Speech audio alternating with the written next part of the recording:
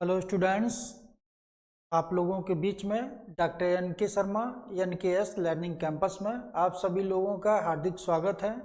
और दूसरी चीज़, आज आप लोगों को एक बहुत महत्वपूर्ण चीज़ देने जा रहे हैं, क्योंकि बहुत लोगों का मानना था, क्योंकि लोगों की समस्याएं हैं आर्थिक, ये देखते हुए मैंने सोचा क्यों ना एक हम लोग टारगेट बैच जो निःशुल्क रहेगा हमारा RO और ARO का, ये बैच जो निःशुल्क रहेगा, इस बैच को हम 60 दिन में बिल्कुल कंप्लीट कराएंगे। और इसमें हम क्या करेंगे, कैसे चलेंगे, ये सारी चीज़ें भी हम बताने जा रहे हैं आपको। ये जो टारगेट बैच हम लोग कर रहे हैं RO ARO का, क्योंकि ये निःशुल्क इस वजह से बहुत लोगों की समस्याएं आ रही थी कि सर हम यहाँ बैठे हैं, कैसे हो पाएगी, हम क्लास नहीं ले पा रहे हैं। तो मैंने सोचा एक माध्यम यही है, क्यों ना आप लोगों की YouTube के द्वारा एक निःशुल्क बैच दिया जाए। और जो ये बैच होगा, इसकी जो मेरी टाइमिंग होगी 9:30 बजे, यानी कि मॉर्निंग में होगी, और 11 बजे, यानी कि ये 1.5 घंटे की क्लास मेरी होगी। जो पहले तो हम लेक्चर देंगे और टॉपिक वाइज चलेंगे। जैसे कि सबसे पहले हम स्टार्टिंग करने जा रहे हैं मॉडर्न इतिहास से, फिर एंशियंट से, फिर इसके बाद मिडवल से। और ये टारगेट रहेगा कि 60 दिन में मुझे ये तीनों पोर्शन समाप्त करने हैं, और विथ टेस्ट सीरीज के, यानी कि पढ़ाएंगे। जैसे कोई भी हम टॉपिक उठाएंगे, पहले सबसे पहले उसको समाप्त करेंगे, इसके बाद हम तुरंत उसके विगत वर्ष में आए हुए प्रश्न और आने वाले जैसी प्रश्न बनने की संभावना है, उस टाइप के हम प्रश्न भी करवाएंगे। क्योंकि आजकल हमने देखा है कि पढ़ाना और टेस्ट सीरीज, अगर दोनों चीज़ें अगर ये हो रही हैं तब तो बेस्ट है। क्योंकि विगत वर्ष के अगर पेपर आया है तो कैसा आया है, और आने वाला कैसा हो सकता है, यह भी बताना चाहिए। तो हम इस वजह से हमने सोचा कि पहले हम टॉपिक उठाएंगे, कोई भी टॉपिक मॉडर्न इतिहास की स्टार्टिंग से, और इसके बाद उसका हम पेपर भी सॉल्व करवाएंगे। तो हमारा पहले टॉपिक रहेगा 9:30 से 11 रहेगा। फिर इसके बाद हम 11:30 से 12:30, यानी कि इसको हम पेपर सॉल्व करवाएंगे। अब पेपर सॉल्व कराने के लिए एक रणनीति होती है कि सबसे पहले तो विगत वर्ष के जितने पेपर आए हुए हैं, जितने विगत वर्ष में पेपर उस टॉपिक से आए हुए हैं, पहले तो हम वो करवाएंगे। और इसके बाद हम अपने तरफ से जो संभावित हैं आने वाले प्रश्न, ऐसा प्रश्न बनाएंगे। तो ये चीज़ें आपको कल से जरूर मिलेंगी, टाइमली मिलेंगी, और टाइमली कोर्स भी होगा। तो जुड़े रहिए मेरे साथ। और आज हम आपको सिलेबस बताने जा रहे हैं। तो सिलेबस के लिए आप देखिए कि सिलेबस कैसे हमें चलना है। तो टारगेट बैच हमें करना है, तो टारगेट बैच, तो ध्यान रखना।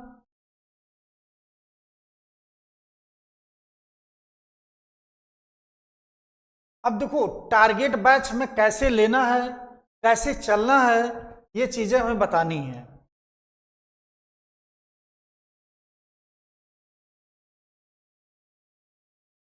जैसे वास्तव में समीक्षा अधिकारी का जो पेपर है, वो दो चीजें आएंगी आपके, एक तो जीएस और दूसरा हिंदी।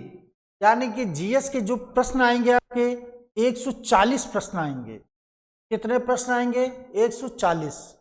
अब इसमें 140 प्रश्न में हमें देखो कैसे चलना है। जैसे सामान्य विज्ञान, तो सामान्य विज्ञान में हमें कैसे पढ़ाना है कि पहले हमें किस टॉपिक को टच करना चाहिए जहां से बहुत ज़्यादा क्वेश्चन आते हैं। जैसे पहले बायो पढ़ना चाहिए, फिर केमिस्ट्री, फिर फिजिक्स, फिर साइंस टेक, तो इसको मुझे बताना है। इसके बाद भारत का इतिहास, तो भारत का इतिहास अगर देखा जाए तो मॉडर्न इतिहास ज़्यादा पूछा जा रहा है, तो सबसे पहले हम इसी वजह से मॉडर्न इतिहास से चालू कर रहे हैं। मॉडर्न इतिहास पढ़ाएंगे, फिर इसके बाद एंशियंट हिस्ट्री पढ़ाएंगे, फिर इसके बाद मिडवल हिस्ट्री पढ़ाएंगे। तो इतिहास को पढ़ाएंगे, जैसे कि भारतीय राष्ट्रीय आंदोलन है ना, भारतीय राजतंत्र, अर्थव्यवस्था और संस्कृति, भारतीय कृषि। तो कल हम जो टॉपिक उठाएंगे, तो जैसे कहाँ समय उठाना है, जैसे मुगल वंश के पतन से हम लोग मॉडर्न इतिहास को चालू करेंगे। कहाँ से? मुगल वंश का पतन, यानी कि कल हम लोग टॉपिक रहेगा मुगल वंश का पतन पूरा समाप्त करेंगे। मुगल वंश का पतन समाप्त करने के बाद इसी का हमें टेस्ट सीरीज चालू करेंगे। क्या करेंगे? टेस्ट सीरीज चालू करेंगे। तो याद रखना कि पहले तो मुझे पढ़ाना है, फिर इसके बाद उसी की टेस्ट सीरीज चालू करनी है, ठीक है। तो प्री इतिहास में देखो पहले क्या क्या करना है कि सबसे पहले तो हमारी रणनीति यही होनी चाहिए कि प्री निकलना चाहिए। अगर प्री नहीं निकला तो सब बेकार हो जाए। तो मेरा पहला टारगेट है प्री एग्जाम क्वालिफाई कराना। तो अब इसके बाद देखिए,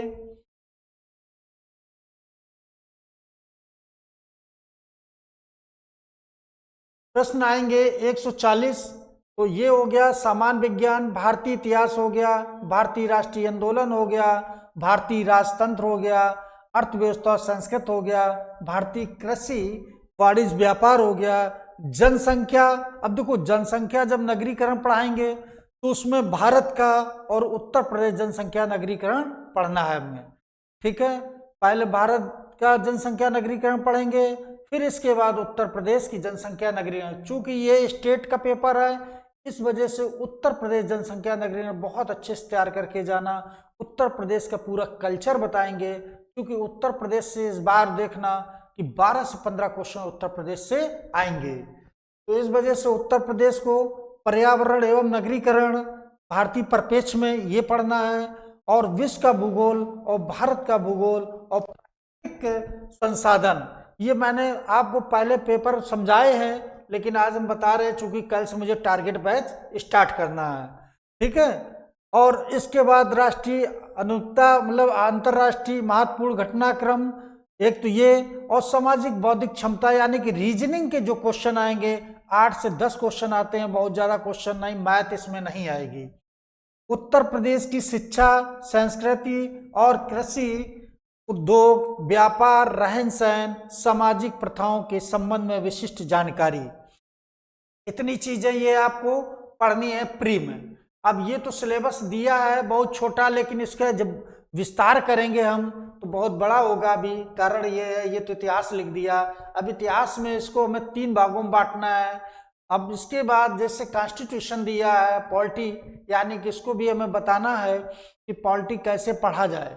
वास्तव में संविधान में लोगों की समस्याएं आ रही हैं, जैसे कि आजकल आर्टिकल से ज्यादा क्वेश्चन पूछ देते हैं।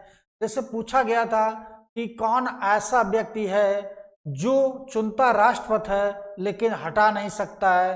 भारत का नियंत्रक महालेखा परीक्षक, जिसे कैग कहते हैं, ये आर्टिकल 148 में आता है। और इसी तरीके से आर्टिकल 76 में भारत का प्रथम विधि अधिकारी आता है, महान्यायवादी। तो इसे राष्ट्रपति चुनता है और राष्ट्रपति हटा भी सकता है। जैसे राज्यपाल का आएगा कि 153 में इसको राज्यपाल को कौन चुनता है? राष्ट्रपति चुनता है, और वो हटा भी सकता है। वो कहाँ अपील कर सकता है? कहीं नहीं कर सकता है, घर में बैठ जाना चाहिए उसको। तो इस तरीके से ये सारी चीजें बताएंगे संविधान कैसे पढ़ा जाए। कि वास्तव में आप लोगों की समस्या आ रही है कि मुझे आर्टिकल्स नहीं याद होते हैं, अनुच्छेद कैसे पढ़ा जाए, इसकी एक ट्रिक है, वो जब हम बताएंगे, जब पढ़ाएंगे तो समझाएंगे कि याद करने की एक ट्रिक भी है, ठीक है। इतिहास में बहुत ढेर सारी ट्रिकें हैं, जैसे कि आज वास्तव में ट्रिकी इतिहास हमें पढ़ाना है आप लोगों को, ट्रिकी इतिहास, जिससे कि आप लोग जब वहाँ जाएं तो कम से कम वहाँ कम समय में अच्छा कर सकें, ठीक है। तो ये कल हम इतिहास बताएंगे आपको कैसे पढ़नी है। और इसके बाद सामान्य हिंदी, तो कुछ सामान्य हिंदी में यानी कितने टॉपिक हैं? मात्र 6 टॉपिक हैं। अभी आपको सिर्फ हम प्री का बताएंगे, प्री के बाद तब मेंस बताएंगे, क्योंकि प्री पहले अगर यही एक मुख्य द्वार होता है, जब प्री नहीं निकला तो सब बेकार हो जाएगा। तो पहले हमारी प्राथमिकता यही है कि सब लोगों का प्री निकलना चाहिए, और प्री के बाद फिर एक स्ट्रेटजी बना के हम लोग मेंस में लगते हैं। तो प्री में यानी कि देखो 6 टॉपिक आएंगे आपके हिंदी के मात्र 6 टॉपिक, और हर टॉपिक से 10 प्रश्न आएंगे और 10 नंबर के होंगे। कितने नंबर के होंगे? तो 10 नंबर के होंगे। तो ये सब 10 नंबर के आपके प्रश्न होंगे। 10 नंबर, ये भी 10 नंबर, ये भी 10 नंबर, ये भी 10 नंबर। तो ध्यान देना इसको। और सबसे क्वेश्चन फिक्स है कि इतने आएंगे, जैसे विलोम शब्द के क्वेश्चन 10, वाक्य शुद्धि यह भी 10, अनेक शब्दों का एक शब्द यह भी 10, तत्सम तद्भव यह भी 10, विशेष विशेषण यह भी 10, पर्यायवाची यह भी 10। ठीक है, तो वास्तव में क्वेश्चन गलत होने की संभावना कहाँ से रहती ज़्यादा है, जैसे तत्सम तद्भव विशेष विशेषण पर विशेष ध्यान देना। ठीक है, यहाँ से क्वेश्चन गलत होने की ज़्यादा संभावना रहती है। वाक्य शुद्धि तो लोग पकड़ लेते हैं, लेकिन यहाँ से क्वेश्चन ज़्यादा गलत हो रहा है। अब इसके मतलब ये है कि 60 क्वेश्चन अगर आ रहे हैं तो 60 में हमारा टारगेट होना चाहिए कि कम से कम 55 क्वेश्चन सही हो। अगर इतना आप कर लेते हैं तो समझो हिंदी बहुत बेस्ट होगी। जीएस में आपका टारगेट कितना, क्वेश्चन कितना है, 140। टारगेट आप ये रखिए कि 105 क्वेश्चन करें। अगर 105 नहीं, अगर 100 क्वेश्चन भी अगर हो जाते हैं तो ये समझो आपका फिर प्री नहीं रुकेगा। 155 क्वेश्चन इतनी मेरिट जाती नहीं है, लेकिन टारगेट जब आप इतना बना चलेंगे तभी आप सफल होंगे। ठीक है, तो इस तरीके से हमें स्ट्रेटजी अपनानी है। अभी सिर्फ प्री देखो, मेंस के लिए अभी बिल्कुल मत सोचना, पहले प्री के लिए बहुत, क्योंकि कम समय है और कम समय में बहुत अच्छा करना है। तो कल हम लोग टारगेट बैच इसको हम लोग चालू करेंगे। ठीक है, तो ये चीज़ याद रखना। और दूसरी चीज़ ये कि आप लोगों को एक चीज़ और बता दें कि 3 चीज़ें हमें करनी हैं। पहली चीज़ तो ये कि सबसे पहले एक तो हमारा टारगेट होना चाहिए कि टारगेट क्या हमारा है, तो इसको हमें बना के चलना चाहिए। टारगेट हमारा ये है कि 60 डे, यानी कि कितने दिन में हमें करना है, 60 दिन में। भले ही इसकी डेट आगे पीछे जाए, लेकिन हमें इससे मतलब नहीं है, 60 दिन को मान के चलना है। और इसमें सबसे पहले हमारा यही है कि कम से कम 60 दिन तो 55 दिन, यानी कि हमें 5 दिन और आपको एक्स्ट्रा देना है।